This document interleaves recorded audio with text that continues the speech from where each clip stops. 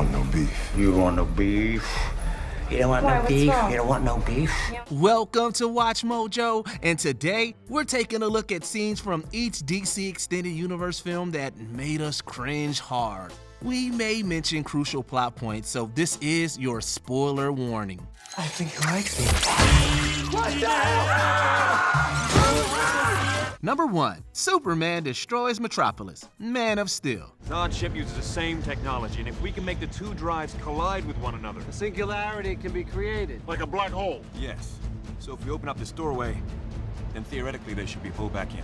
So you want us to bomb them with that? The inaugural DCEU epic took a lot of risks with the revisionist Superman origin. Audience were mixed on Man of Steel's lumbering character drama, but especially polarized by its action-packed climax. Stop! If you destroy this ship, you destroy Krypton! Krypton had its chance! The last Kryptonians do battle from Smallville to Metropolis, leaving an apocalyptic path of destruction. Superman didn't seem to think about protecting civilians. He still won a poorly timed kiss from Lois Lane after the carnage. You know they say it's all downhill after the first kiss. I'm pretty sure the only counts when you're kissing a human. The suggestion that everything worked out afterward was a disturbing departure from the rest of the movie's relative realism. The controversy surrounding this reckless spectacle was answered in Batman vs. Superman, which focused on the complicated aftermath of this Black Zero event. Considering every time your hero saves a cat out of a tree, you read a puff piece editorial about an alien who, if he wanted to, could burn the whole place down. There wouldn't be a damn thing we could do to stop it. Nonetheless, such horrific collateral damage set an unsettling tone for a less idolized Superman.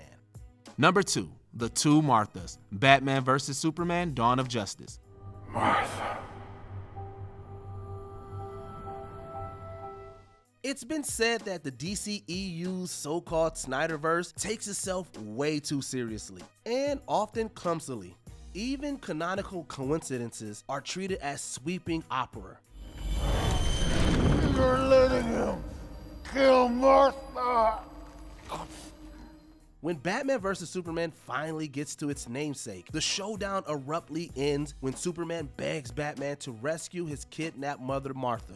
This triggers Bruce Wayne's guilt over the murder of his own mother, also named Martha, and humanizes his enemy. Why did you say that name? Martha, why did you say that name? Stop! Please, stop! Why did you say that name? It's his mother's name! It's his mother's name. This revelation is effective in theory, but contrary to Batman's philosophy, not everything makes sense if you force it to. Superman actually referring to his mom by name in the cheesy montage of Bruce's childhood trauma emphasizes the cop-out. This moment may be the summation of everything wrong with the Snyderverse. It's clearly as memorable as any DCEU misfire. I failed him in life. I won't fail him in death. Number 3, Jared Leto's Joker, Suicide Squad.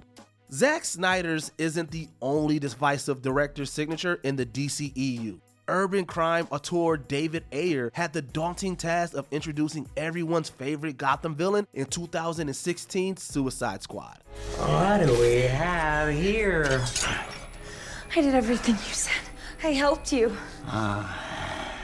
You helped me by erasing my mind what two-hated memories I had. A nightclub scene debuts the Joker as an unhinged gamebanger with slick back hair, a silver grill, and lots of tattoos. Sure, the clown's mythos is frequently subject to reboot, but this was considered one of the most misguided overreaches in the DCEU's brand experimentation. Blah, blah, blah, blah, blah, blah, blah, blah, blah. All of that chit-chat's gonna get you hurt. Oh my God. It even became a blight on Jared Leto's distinguished acting career. He got a chance at redemption with a dream sequence in Zack Snyder's Justice League, albeit as a more pretentious Joker. Maybe, in a way, that smelly old flounder is right. Because How many can die in your arms before you run them to death? It's still considered better than the inked up and weary version that the DCEU still struggles to walk back. Number 4, Wonder Woman vs. Aries. Wonder Woman. You were right, Diana. They don't deserve our help. They only deserve destruction. The DCEU practically popularized the term villain problem. Even the largely acclaimed Wonder Woman was criticized for its bland baddies. Fans were particularly disappointed in Ares, the Greek god of war supposedly responsible for World War I. My dear, I don't want to fight you. But if I must. British diplomat Sir Patrick is revealed to actually be Ares in a generic villain speech, before being killed off in a flashy action sequence. Viewers felt this was an uninspired climax and a frustratingly brief tenure for one of Wonder Woman's biggest nemesis. Never mind that it affirmed her problematic theory that one of the great tragedies of human history was a supervillain conspiracy. They do not deserve your protection! It's not about deserve.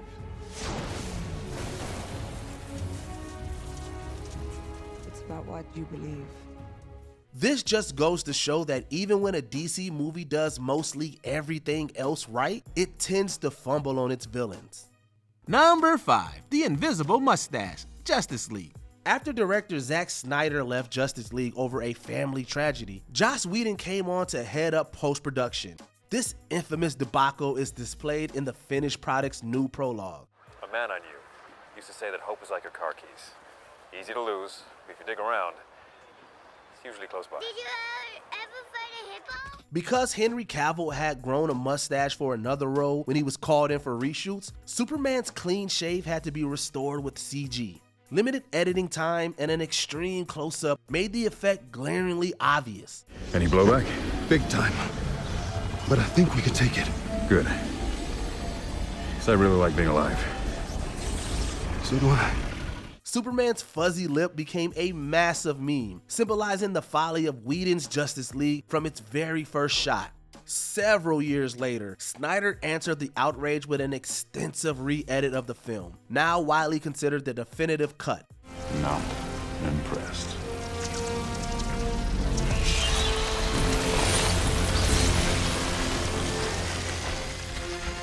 His footage may not have had facial hair to work around, but Superman's lip still haunts the DCEU.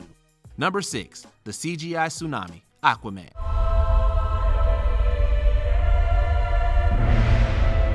The first Aquaman movie obliterated the box office, grossing over $1.1 billion worldwide. But even this crowd pleaser has a scene that's as cheesy as they come. The villainous Orm sends a tsunami to the surface as part of his plan to become Ocean Master.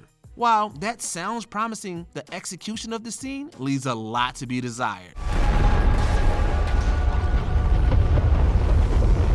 We see Arthur searching for his father under the water, but instead of being tense and chaotic, the scene seems messy and overloaded with CGI.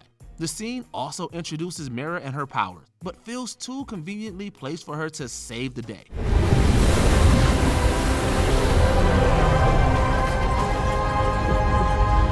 Superhero movies require a suspension of disbelief, but this might have been pushing it too far. Number 7, Superman at School, Shazam. This guy taught me everything I know about being a dope superhero. True story. Heroes like Batman and Superman took something of a backseat in the DCEU after 2017's Justice League came up short at the box office. The Shazam solo movie was generally well received by audiences. Still, there was a significant flub that disappointed many. The film's final scene sees Billy at school in his superhero form, with another surprise in store. I invited another friend, I hope that's okay. He has befriended the Man of Steel, who arrives to have lunch with the kids. It wouldn't have been so bad if Henry Cavill had appeared, but with just a stand-in, viewed only from the neck down, the scene was more of an insult to audiences. Number 8, the team-up, Birds of Prey. You're kidding. Right, gotta take care of the girls. Isn't this fun? It's just like a sleepover. A group fight tends to be the most enjoyable when it features characters with a genuine connection. In Birds of Prey, though, the squad seems like they're mostly just thrown together. Up until the climactic encounter with Black Mask and his goons, the characters don't spend a lot of time together. They don't have a ton of chemistry and their personalities don't gel together. We should order pizza. Hey, Cosmos. Harley. Yeah. Add in some awkward quips and the tone of the scene is all off, despite it still having some fun action moments. Black Mask doesn't really seem like the kind of antagonist that warrants an entire team to band against them anyway. It's probably best that the final confrontation focuses just on him, Cassandra, and Harley. Number 9, Romantic Possession, Wonder Woman 1984. The loss of Steve Trevor in the first Wonder Woman was tragic. About as tragic, however, was how he returned in 1984. He's got it. No, I like him. He's great, but all I see is you. Through the power of the Dreamstone, Diana conjures her lover's spirit in the body of a total stranger. The man is then depicted as Steve, but Diana is actually passionately kissing a man who had no say. She then pulls him into a dangerous mission to save the world. I forgot to tell you. What? Radar. I can't explain now, but they'll see us anywhere, even in the dark. Will they shoot at us? With this possession being way off from Steve's arc in the comics, it feels like a lazy way to keep the character around. Maintaining Wonder Woman's love story also reflects the decline in the series' feminism. Steve's avatar may be alright in the end, but his predicament shows how ill-conceived this sequel was. I can't say goodbye. I can't say goodbye. You don't have to.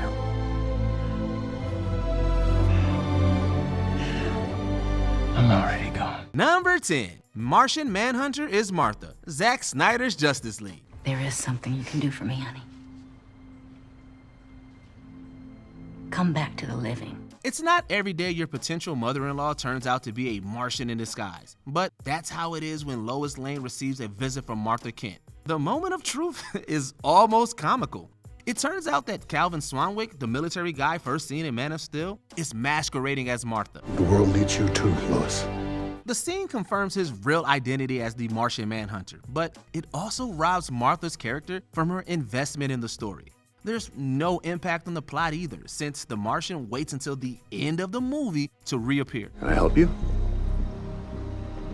I'm sure you know Darkseid is not finished with Earth. It's as if Snyder had no idea how to introduce the character and randomly decided to shoehorn him in as Martha. Number 11, Birdies Ablaze, The Suicide Squad. Make no mistake, The Suicide Squad is one of the strongest films in the DCEU, propelled by its quirky ensemble and over-the-top action sequences.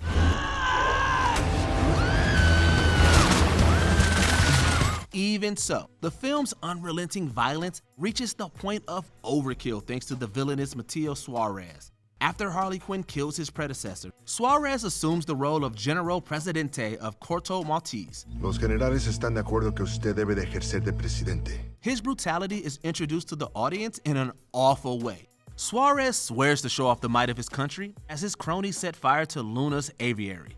The mark of a wicked villain, we suppose, but this act has no bearing on his plan or the film. Worst of all, it's just downright cruel. Presidente Suárez, ¿y qué hacemos con Quinn? Yo voy a arrancar toda la información. Number 12, post-credits stinger, Black Adam. Okay, Black Adam. My name is Amanda Waller. Congratulations, you have my attention. The DCEU has always struggled to find direction. Many saw Black Adam as a step away in quality and creativity, with a post-credits stinger that took a misguided step forward. There's no one on this planet that can stop me. I can call in a favor and send people who aren't from this planet. Send them all. As you wish. With Amanda Waller concerned about the dangerous super anti-hero Black Adam, she sends the ultimate muscle to keep him in line. Black Adam. We should talk. Henry Cavill's surprise cameo ostensibly declared Superman's comeback to the franchise. Unfortunately, fans have been burnt too many times to get excited about a sequel that may never come. Sure enough, Cavill quickly announced that he had been let go from the DCEU, which plans to reboot Superman's arc. Whether Black Adam will ever face someone's Man of Steel, this overzealous stinger found DC once again jumping the gun. Hopefully James Gunn will do better. Number 13, Wonder Woman saves the day. Shazam! Fury of the Gods. The DCEU's cameo troubles continue with the second Shazam, this time with Wonder Woman. She shows up near the end of the movie while Billy's family mourns his sacrifice. Deanna repairs the wizard's staff and uses it to bring Billy back. Ah! It's a zombie! Guys! What the hell? But it feels like an unearned twist since Wonder Woman had no role in the story before this scene. Not only did this act as a mishandled piece of fan service, but the film uses a potentially great character in Wonder Woman as basically a plot device. So you got my bird letter? Oh, I think you've got something. Where? Oh. Billy's immediate attempts to flirt with Deanna further deprives this moment of any emotional weight, as his corny jokes fail to land. Be well, Billy Batson. Hey, just because your father's power is surging through me, that doesn't technically make us related, Number 14, Multiverse Cameos, The Flash. I've got it almost figured out. How long have you been doing this? When a story is about the fate of the multiverse, it might make sense to add some cameos. Unfortunately, The Flash has no idea how to incorporate them in a gratifying way. In the final act of the film, various versions of DC heroes appear as CGI recreations. It's entirely obvious that the actors aren't actually present, essentially making it cheap fan service. It also seeps some of the tension from a pivotal moment in the film as the main characters pause just to look around the visually unappealing multiverse. We're destroying the fabric of everything. You have to stop. The use of CGI to reanimate deceased performers stirred additional controversy. Nicolas Cage and Tim Burton also expressed some hesitation about the final scene. After watching it, can you really blame them? Colliding and collapsing. We did this. Number 15, A Father-Son Talk, Blue Beetle. Unlike many entries on this list, there's nothing abhorrent about this particular scene. It's a tender exchange between Jaime Reyes and his father Alberto. Not to mention, it fits right in with the family-centric themes of the film. I planted those nopales with La Nana when you were a baby. Look at them now, like you and La Millie, grown and beautiful. However, you could say that it fits in a little too well. Rather than allow the viewer to organically witness Jaime's emotional progression, the scene spells out all the lessons he'll learn as Blue Beetle in one fell swoop. We're on a journey, Jaime. This house, the nopales, el auto shop, everything. They're just a stop in that journey. Oh, how we love that time-honored technique of tell, don't show. A harmless scene, to be sure, but let's just agree that Uncle Ben did it better. Remember, with great power comes great responsibility. Before we continue, be sure to subscribe to our channel and ring the bell to get notified about our latest videos. You have the option to be notified for occasional videos or all of them. If you're on your phone, make sure you go into your settings and switch on notifications. Number 16, Orm Eats a Cockroach, Aquaman and the Lost Kingdom. But you never had one of these. What is it? Cockroach. Staying true to Arthur's knack for mocking his half-brother and the latter's ignorance of human customs, this scene features Orm trying out a cockroach. Arthur convinces Orm that cockroaches are a delicacy for surface dwellers, so the younger sibling gobbles it up. It's not an offensive scene, but it seems a bit lazily put together. It destroys the last traces of seriousness the film might have had. The credits scene calls back to this moment, going for another cheap laugh. As the last DCEU film, you think it might conclude with a heartfelt send-off. Instead, Aquaman and the Lost Kingdom spares time for this weak joke. You first. Which DCEU scene made you roll your eyes? Let us know in the comments down below. And don't forget to like and subscribe for more WatchMojo videos.